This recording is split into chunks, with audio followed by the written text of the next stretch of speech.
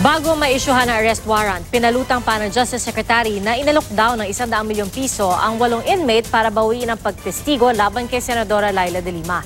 Saksi, si Lia Manyalak del Castillo.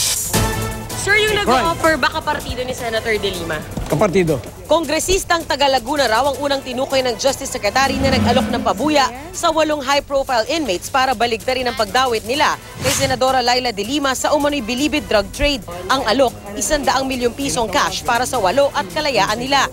Hindi malinaw kung paanong palalayain ng kapartido umano ni de Lima ang 8, lalo't wala naman silang kapangyarihang gawin ito. Pinatawagan dun sa isang contact nila at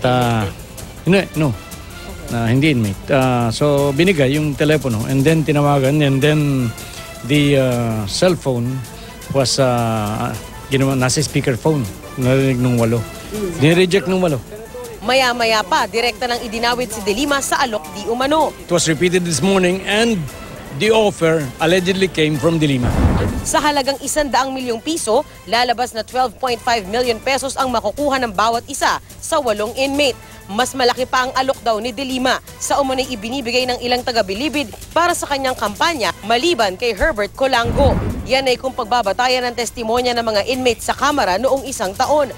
Kung may ganong kalaking pera umano ang kampo ni de Lima, hindi malinaw kung bakit kinailangan pa niyang humingi ng mas maliit na pera sa mga inmate. It has to be verified, but since it came from the SOJ, from the Secretary of Justice, then apparently it has some credibility.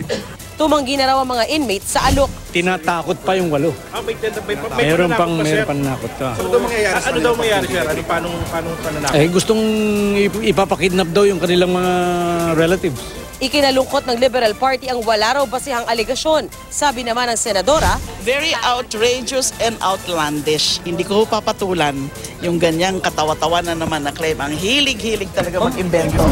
ako si Lia Manyalak del Castillo, ang inyong saksi.